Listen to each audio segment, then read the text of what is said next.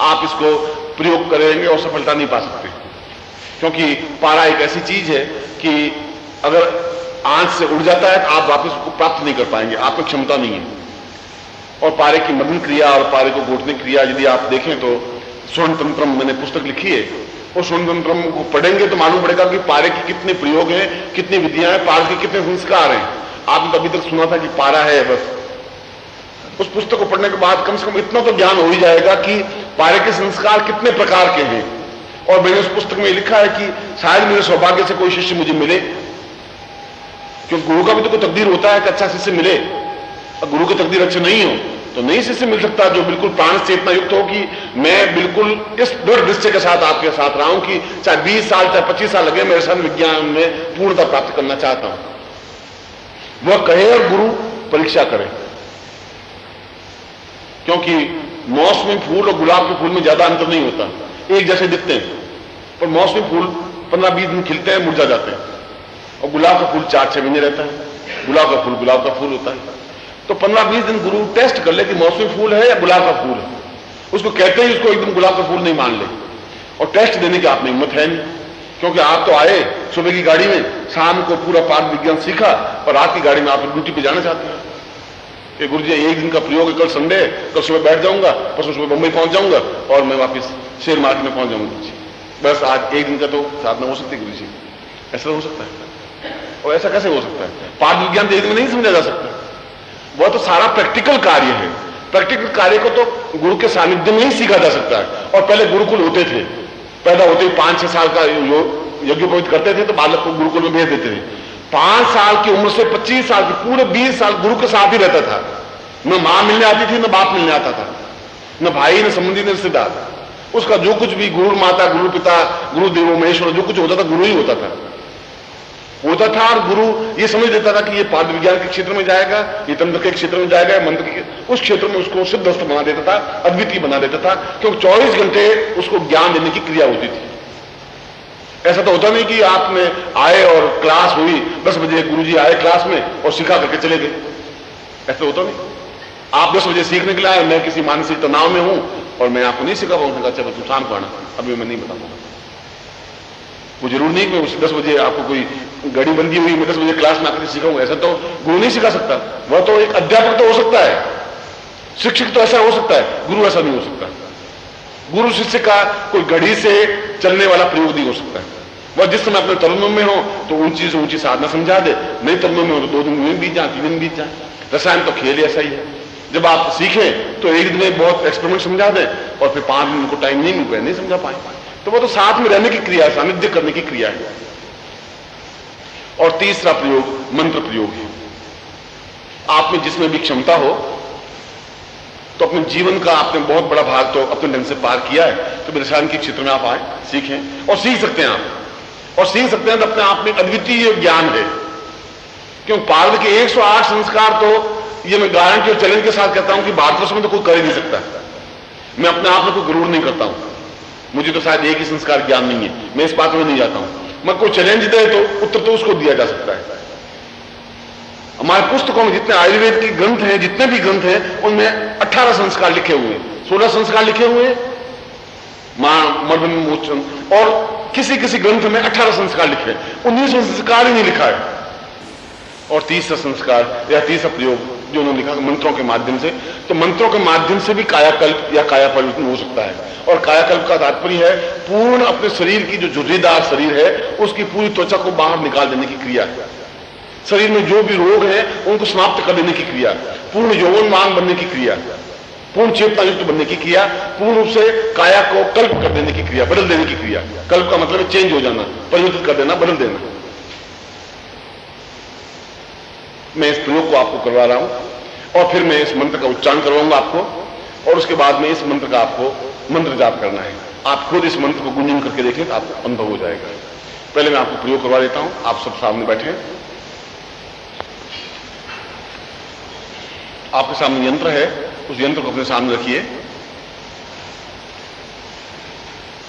और जल है तो जल से आप प्रयोग करिए, और जल अगर आपके पास नहीं है तो वायु से आप प्रयोग कर सकते हैं। सबसे पहले गणपति को स्मरण करें। श्रीमन्महागणाधिपते नमः लक्ष्मीनारायणाभ्यां नमः उमामहेश्वराभ्यां नमः श्रीपुरन्दराभ्यां नमः मातृपितृचरणकमलेभ्यो नमः इष्टदेवताभ्यो नमः कुलदेवताभ्यो नमः ग्रामदेवताभ्यो नमः स्थानदेवताभ्यो नमः वासुदेवताभ्यो नमः वाणीनगरपाभ्यां नमः त्रिपुरन्दराभ्यां नमः सर्वेभ्यो देवेभ्यो नमः सर्वेभ्यो ब्राह्मणेभ्यो नमो नमः तत्रादु शुभकार्यप्रारम्भे तां गणपतिं स्मरेतः सुमुखस्य ग्रन्थश्च कपिलो मुजिकर्णकः लंबोदरस्तरुक्तोगिनाशो नायक धूमकेतुर्नाविक्षो भारतलोकजान्म द्वादशीतानामानि अपरिचिनोद्भे विद्यारम्भे वाहेत प्रवेशे निर्गमे तथा संग्रामे संघटे चैव जायते शुक्लाम्बरधरं देवं श्रीवर्णं चतुर्भुजं प्रसन्नवदनं ध्याये सर्विघ्नोपशान्तये लाभस्ते साञ्जयस्ते शान्तस्ते शान्तपराजय ये सामिन्दे वृष्यामोदयस्थोऽपि जनार्दन अभीक्षितान् सिद्धर्थं पूजितोऽयं सुरासुरैः सर्वविघ्न हरस्तस्मै गणाधिपते नमः श्रीमन्महागणाधिपतिं पुरुषामतस्मानं सां पुरुष सदाशिव साम तंत्रताम पुरुषम धन्वंतरिम प्रयोगताम पुरुष प्लावते तुमस्पति तत्वादु शिखा बंधम चोटी की गांठ लगाओ चोटी की गांठ लगा दीजिए मानस्तो कितने मानना कि मानो गोखु मानो अश्वे कुलिक मानो वीराम नृभामिनो वदे हवकमन तस्मित्वा हवा महे बाएं हाथ में जल लीजिए और दाहिने हाथ से अपने शरीर को पवित्र करिए ओम अपवित्र पवित्रो वा सर्वावस्थान तुवा यस्मृत पुंडरीकाक्षम सबाह्याभ्यम तम शुचि पुंडरीकाक्षाय नमः तत्रादु संकल्पम कुर्यात दाहिने हाथ में कर लीजिए राइट हैंड ओम विष्णु विष्णु विष्णु मार्ग पर से पार्कने जमुदी भी शालीमान साके बोलता अवतारे समश्री समुद्र को समता दूजा सैताली सब ज्येष्ठ मास के आयाम मंदवासे प्राप्त लक्ष्मी प्रगम प्राप्त लक्ष्मण श्रीकाल स्नानम सकल कामना सिद्धतम लोके वासे भाईराज द्वय सर्वत्र यशा विजय लाभादि प्रतंत्र भार्य पुत्रस्य बांधवस्य अखिल कुटुंब सहित सबसो समस्त भय व्याधि जरा पीड़ा मृत्यु परिहार द्वारा आयु आरोग्य ध्यात्मताम धन्वंतरिम साम पूर्य पुरुषम तस्मानम सचिंत्य अमुक गोत्रोत्पन्नो हम अपना गोत्र बोलिए अमुक शर्मा हम अपना नाम बोलिए ताम धन्वंतरी प्रोदान तेषाम पुरुषम तस्मानम सरति कामदेव मनंग उदम शिव सांब साम पुरुषम तस्मानम स चैतन्यम सांपूर्ति काया कल्प प्रयोगेण सा शीघ्र शीघ्र चंद्रलापन पुरुषम तस्मानम स चैतन्य स हिरण्य स वेदन्त सा भुवा स आतर स आदंता पुरुषम सा चिंत सा कल्याण सा पुरुषम तस्मानम सत्यादि पुरुषम तुभ्यम संपर्दे छोड़ दीजिए हाथ जोड़ दीजिए ओम गुरु ब्रह्मा गुरु विष्णु गुरुदेवो महेश्वर गुरु साक्षात ब्रह्मा तस्मै श्री गुरु चरण कमलेभ्यो नमः ध्यान मूलम गुरु मूर्ति पूजा मूलम गुरु पदम मंत्र मूलम गुरु वाक्य मोक्ष मूलम गुरु कृपा मूकं करोति वाचालं पंगूलं यदे गिरं यत्पादं वन्दे प्रवन्दं माधवं गुरुचरणेभ्यो समर्पयामि नमामि गुरुपाद पूजनं तत्रादि गुरुस्थानं समर्पयामि न पाद्यं अर्घ्यं आचमनीयं स्थानं वस्त्रं गन्धं धूपं दीपं नैवेद्यं ताम्बूलं प्रदक्षिणां समर्पयामि नमः यानि कानि च पापानि निर्ज्ञाता ज्ञातानि च तानि विसन्ति प्रदक्षिणां पदे पदे सप्तास्यास्मपदस्त्री सप्तसमित तथा देवायुनानाम् अबनं पुरुखं पशुम्मा तां पूर्व गुरुचरणेभ्यो पादपूजनं गुरुदेवी पादितभ्यां संप्रदे तत्रादिनोन्ति प्रयोगं तुभ्यं संप्रदे है। अब मैं आपको धन्वंतरि प्रयोग संपन्न करवा रहा हूं। आप बाएं हाथ में उस यंत्र को ले लीजिए और दाहिने हाथ उसके ऊपर संपुटित करिए।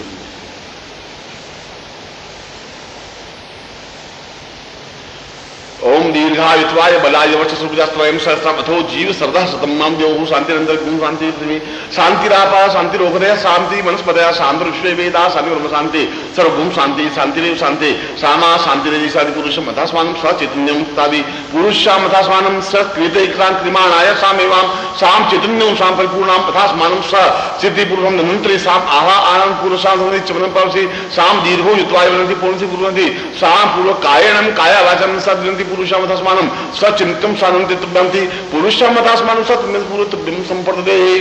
खोल के उसको आप देख लीजिए, फिर दाहिने हाथ में उसको ले लीजिए यंत्र को और जहां जहां मैं शरीर को स्पर्श करूं वहां इसको अपने शरीर को स्पर्श करिए, पूरे शरीर को।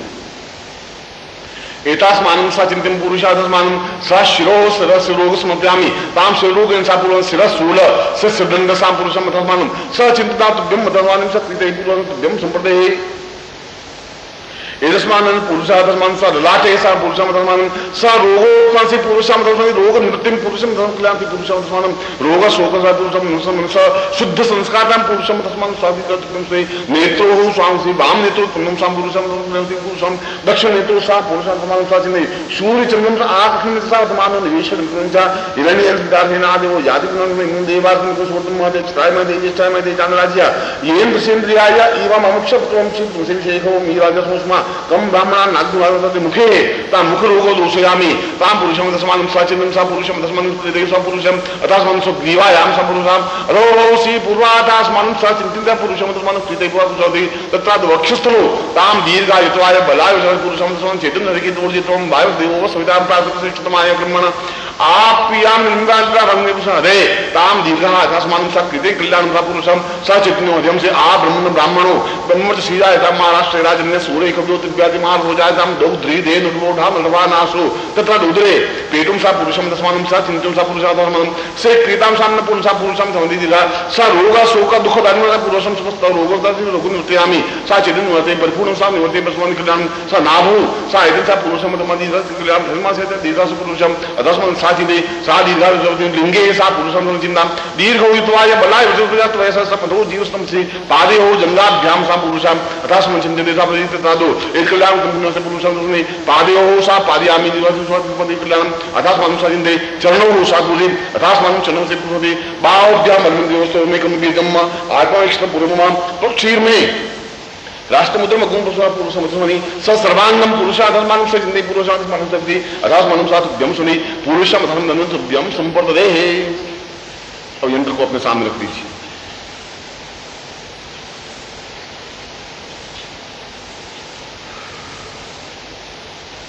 अब मैं 3 बार मन सह, मैंने आपको कहा कि मन अपने आप में मन और शरीर का संबंध बनना चाहिए, काया और मन का।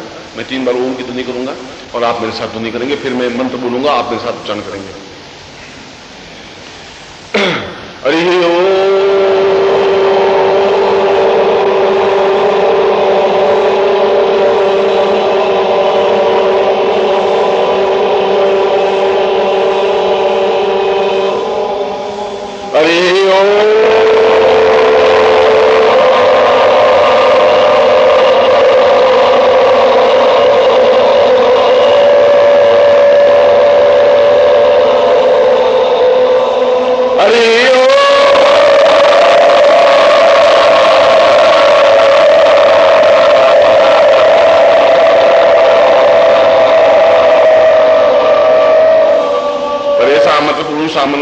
कामावती वाचस ताम पुरुषम न प्राण सचेतन सा दीर्घा स देहात्मा सा अमृताम पुरुषम अमृतिकरण सा पुरुषे अमृत सिंचनी ताम पुरुषम अमृत रूपेण सा अमृत स चैतन्य स दीर्घ स चैतन्य साक्षी से काय स पूर्ण स चैतन्य पुरुषम अथस्मान सा मंत्र रूपेण सा गुरु साक्षी रूपेण भक्ति साक्षी रूपेण जल साक्षी रूपेण ताम पुरुषम अथस्मान काया कल्प प्रेरण सा पुरुष अर्थमसिद्धि तुभ्यं सा पुरुषे विशेष धन्वंतरि सा पुरुषम चवन मंत्रेण सा सुनंदन मंत्र रूपे सा पुरुषम तुभ्यं से विनियोग सा पूर्वा संबंध ऋषि अथास्मान अमृतिकरण देवता सा चैतन्य पुरुषे कायाकल्प रूपेण प्रयोग सा सुनंदना सदसंत पुरुषम ब्रह्मात्मान सुनते मां पूर्व मंत्र उच्चारणम तुम्हें पुरुषम धर्मानुता तुभ्यम सा पूर्वा तस्मान तुभ्य। मैं मंत्र बोल रहा हूं, आप मेरे साथ मंत्र को बोलेंगे। थोड़ा मंत्र लंबा है मगर आप पूरा मेरे साथ उच्चारण करेंगे, फिर मैं आपको मंत्र लिखवा दूंगा। मगर इस मंत्र के उच्चारण में आप निष्पन्द रहें, हिले नहीं, और होना चाहिए आपका पद्मासन। यदि पद्मासन का अभ्यास जिसको है वो पद्मासन लगा दे, और पद्मासन का अभ्यास नहीं है तो सुखासन में बैठे।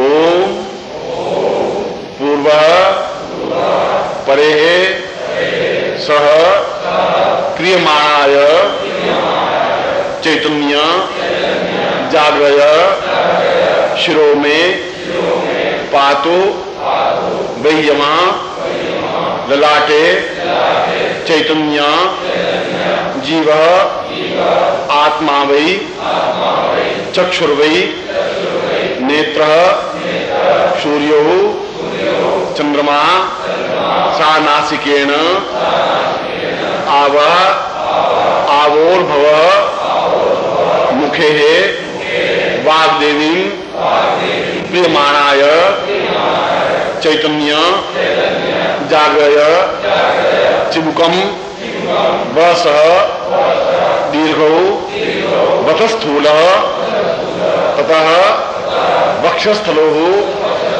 क्रियमाणाय वामो वक्षस्थल यमो दक्षिणो यमस्थल ताम पूर्व चैतन्य सहृदय क्रियमाणाय ब्रह्मरूपेण विष्णु साहा पूर्वो सचैतन्य सजाग्रय ततः वामस्तनो ताम पूर्व दक्षिणस्तनो सह चिंत्य विचिर्य इंद्रै स इंद्रै अन्नपूर्णम सचैतन्य उदरे सा क्रियमाणाय नाभो स ब्रह्म जगनानम प्रथमम पुरस्तात् यमो वै सक्रिय लिंग रूपेण सचैतन्य जाग्रय जंगाभ्याम पद्मौ सपादय चैतन्यो सजाग्रय चरणोर्वै आवर्व सहितोर्वै बाहुभ्याम बलमिंद्रियगुं हस्तोर्वै ब्रह्मवीर्जम्मा पष्ठोर्मै उग्रश्चभि सपूर्व बल ओज शक्ति धारण शक्ति क्षमत्व चैतन्य जाग्रय अंकारिणी सा पूर्व आत्मा वै मनस प्राण भू भुवः स्व महा जन तप सत्यम सा पष्ठोर्वै आत्मार्वै अमृतीकरणम सा अमृतः बुंदरूपेण लघुरूपेण सा दीर्घरूपेण अमृतो करणी सा पूर्व सहस्राक्षी सहस्ररूपेण कुंडलिनी सहस्रै सहस्रदेहो सहस्रप्राण सहस्र चैतन्य सहस्र जाग्रय स अमृतः स परिपूर्ण स कायाकल्पै सनंदना सनत कुमार ब्रह्मोर्वै ब्रह्मजगनानम सपष्ठीर्मयी स एताः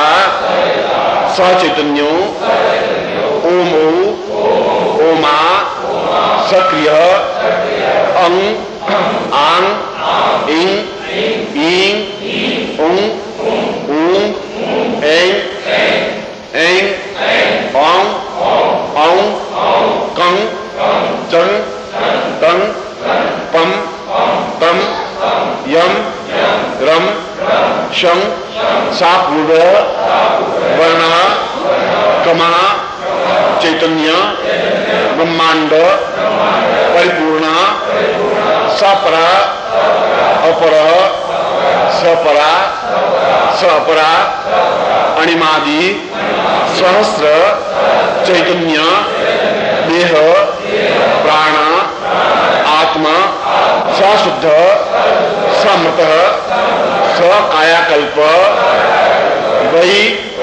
अमृत्यु अरोग सिद्धिर्वै गुरु साक्षिणी अग्नि साक्षिणी जल साक्षिणी सूर्य साक्षिणी ब्रह्म साक्षिणी अमुक गोत्रोत्पन्नो हम, अपना गोत्र बोलिए, अमुक शर्मा हम, अपना नाम बोलिए, स चैतन्य परिपूर्ण सिद्धिम स मंत्र सिद्धिर्वै पूर्ण कायाकल्प करिष्ये। हाथ जोड़ दीजिए। त्वमेव माता च पिता त्वमेव त्वमेव बन्धुश्च सखा त्वमेव त्वमेव विद्या द्रविणं त्वमेव त्वमेव सर्वं मम देहदेव त्वमेव माता च पिता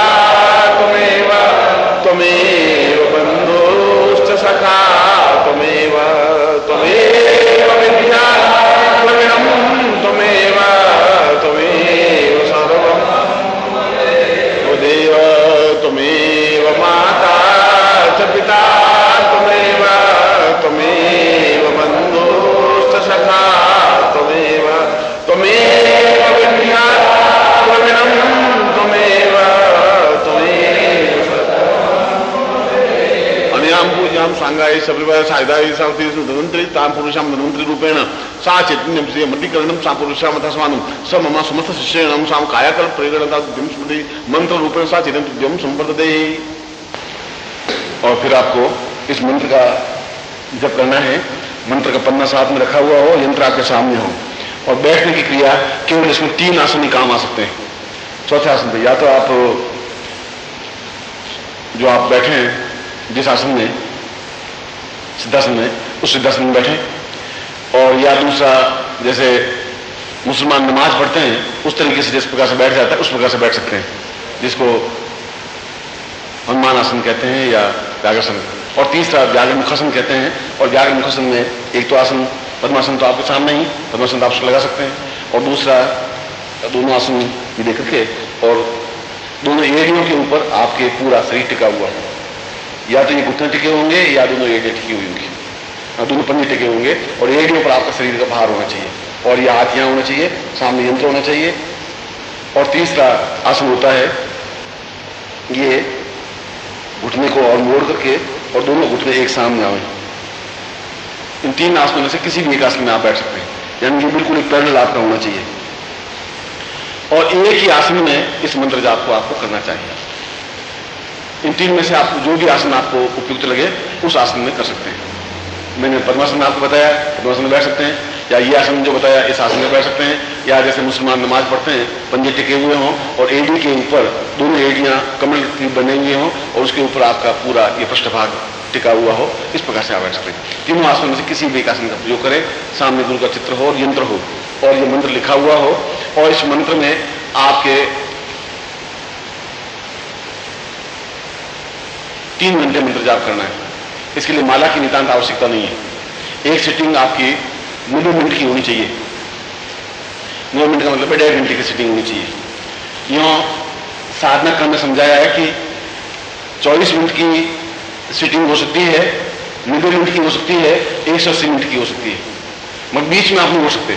यदि आपका शरीर नहीं मान रहा हो तो 24 मिनट के बाद आप उठ सकते हैं और थोड़ा घूम घाम के वापस बैठ सकते हैं। कुल मिलाकर के 180 मिनट मंत्र जाप करना है। यह एक सिटिंग हुई आपकी, और इस मंत्र साधना के माध्यम से भी आपको कुल प्रयोग आपको निधि दिन करना चाहिए। निधि दिन में यह प्रयोग संपन्न होता है। निधि दिन का तात्पर्य एक दिन 3 घंटे का होता है, और एक दिन आप 6 घंटे का करते हैं तो आपको 45 दिन लगेंगे। एक दिन आपका 9 घंटे का करते हैं तो आपको 22 दिन लगेंगे, यानी 3 घंटे का एक दिन कहलाता है। ये मेरा मतलब कहने का है। ऐसा नहीं कि 90 दिन तक अभ्यास करने की जरूरत नहीं है। इस मंत्र के माध्यम से भी आपका कायाकल्प हो सकता है। जो आपको मैंने आयुर्वेद विज्ञान बताया उसके माध्यम से भी हो सकता है, और रसायन विज्ञान एकदम से आपके समझ में आएगा नहीं, क्योंकि पारा एक ऐसी चीज है कि यदि आपको मैं सही तरीके से समझाऊं नहीं समझें और पारा अगर पेट में चला जाता है तो पूरा शरीर फूट जाता है। यदि किसी शत्रु को समाप्त करना हो तो पतासा ले ले और पतासे में कच्चा पारा डाल करके और हनुमान जी का प्रसाद देकर उसके पेट में डाल दो, वो अपनी जिंदगी भर पूरे शरीर में से फूटता ही रहेगा, पारा मर जाएगा, बच नहीं सकता। कच्चा पारा तो शरीर को 108 टुकड़े करके निकल जाता है। इसलिए मैं पार विज्ञान को आपको समझा था कि ऐसा करके उस पारे को सेवन करना चाहिए। तो और कच्चा पारा अगर थोड़ा भी सही ढंग से नहीं हो पाया तो शरीर को नुकसान पहुंच सकता है। इसलिए रसायन कर्म को मैंने पूरा समझाने की जरूरत नहीं थी, मूल रूप से मंत्र साधना के माध्यम से समझ में आनी थी। ये मंत्र आपका उच्चारण होना चाहिए, और मंत्र होना चाहिए स्फुट। स्फुट का मतलब है मन में नहीं बोलना है ओम भूर्भुवः स्वः, ऐसा चीखने की जरूरत नहीं है, और बिल्कुल बंद होठ बंद होने की जरूरत नहीं है। होठों से ध्वनि निकले और केवल आपके कान को सुनाई दे, उसको स्फुट कहते हैं। आप चीखने और बांस नहीं दे, वो स्फुट नहीं कहलाता, वो चीखना कहलाता है। केवल आपके कान या आपके मंत्र को सुने, वो स्फुट कहलाता है।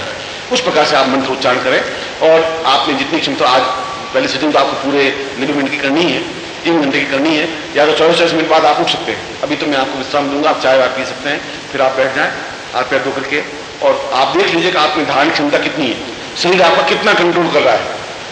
यदि आपका पूरा 3 घंटे बैठता है तो इसका मतलब है कि बिल्कुल शरीर आपकी कंट्रोल में है, आप साधक हैं। शरीर हम साधक स्वसाधक है, जो शरीर को साधना कर सकता है, साध सकता है, कंट्रोल कर सकता है, वो साधक है। तो आप अंदाज लगा लीजिए 50% साधक हैं, या 25% हैं, या 20% है, 10% है। आपके खुद की कॉपी है, आप खुद इम्तिहान दीजिए, आप खुद ही उसमें नंबर दे दीजिए, मालूम कर लीजिए कि आप कहां तक पहुंचे होंगे। 24 मिनट तक बैठ सकते हैं तो आप 5% नंबर है आपके, और पूरे 3 घंटे बैठ जाते हैं तो कंप्लीट है, ये है। मगर इसमें जबरदस्त, मगर आसन आपका एक हो, आसन को आप बार बार ऐसा करें, फिर बैठे फंस गए आज, ऐसा कुछ करने की जरूरत नहीं। जो भी मंत्र हो बिल्कुल सही हो, और उन तीनों में से कोई दूसरी बार की सीटिंग में दूसरा आसन ले सकते हैं, पर जब एक बार आसन ले लिया तो या 24 मिनट और या फिर पूरे 90 मिनट या 180 मिनट फिर एक ही आसन रहेगा, ये ध्यान रखना। और आसन रह सकता है दूसरा आसन, जो मैंने पद्मासन का अभ्यास है पद्मासन में बैठ सकते हैं, और पद्मासन का अभ्यास नहीं तो दूसरा जो मैंने आपको आसन बताया उसमें आसानी से बैठ सकते हैं। और इस आप में से किसी को कुछ छोटी मोटी कोई शंका होता है मुझे कुछ मुझसे मंत्र मिलना चाहिए, मैं इस मंत्र को बोल लेता हूं, फिर ये लिख देंगे, आप सही ढंग से उच्चारण करें। बोलिए ओम एंग या एंग बोलना है, रींग हस्ख्रीम आत्मा अस्ट्रॉम रींग एंग कायाकल्पई अमृत्युम एंग हलीं फट। ये जो मैंने मंत्र दिया है, आप कभी जिज्ञासा होती हो पूछिए कि मंत्र कैसे प्राप्त हुआ, कैसे। और यदि आप धन्वंतरि के कुल 18 अध्याय है और उसका पहला अध्याय का पहला अक्षर ओम है, दूसरा अध्याय प्रारंभ हुआ एन अक्षर से, तीसरा अध्याय प्रारंभ हुआ रींग अक्षर से, चौथा अध्याय प्रारंभ हुआ स्ख्रोम मध्यम से, यानी 18 शब्द 18 अध्याय में कन्वर्ट हुए, और एक एक शब्द पर उन्होंने पूरा आयुर्वेद कल्प लिखा है, क्योंकि इस शब्द की अपने आप में महत्ता है, मूल्य इसका चिंतन है। इस मंत्र को आप बराबर उच्चारण करेंगे, ये आपके सामने लिखा हुआ होना चाहिए, और आप इसको उच्चारण करें। और आप खुद ही अगर शरीर में ऊर्जा बहुत ज्यादा महसूस करने लग जाए, गर्मी ज्यादा महसूस करने लग जाए, तो आप 24 मिनट बाद उठ सकते हैं, उठ करके थोड़ा बाहर घूम सकते हैं, देन यू कम बैक, फिर आप वापस बैठ सकते हैं, ऐसा कर सकते हैं। इसमें कुछ चिंतन की बात है। मैं आपको आशीर्वाद देता हूं कि आप जीवन में पूर्ण सफलता प्राप्त करें, और जिस उद्देश्य के लिए आए वो आप करें, और जो कुछ मैंने प्रयोग बताया है उस प्रयोग को आप अपनाएं तो मैं मालूम पड़ सकेगा कि वास्तव में जो कुछ मैंने संक्षिप्त आयुर्वेदिक प्रयोग बताया है वो अपने आप में कितना मूल्यवान और महत्वपूर्ण है। वह तो महत्वपूर्ण है, मंत्र के माध्यम से भी ऐसा हो सकता है और होता है। यदि आप खुद ही अगर 24 मिनट करेंगे तो शरीर में आपकी इतनी हीट, इतनी गर्मी महसूस होगी, तो आपको ऐसा लगेगा कि शरीर फट जाएगा। इस मंत्र में इतनी ताकत है कि 24 मिनट में शरीर उस गर्मी को झेल नहीं पाता, इतनी क्षमता आ जाती है। आप खुद इसको अभी देखेंगे। मैं सोचता हूं कि आप अत्यंत दीर्घायु और स्वस्थ हो सके। एक बार फिर आपको आशीर्वाद।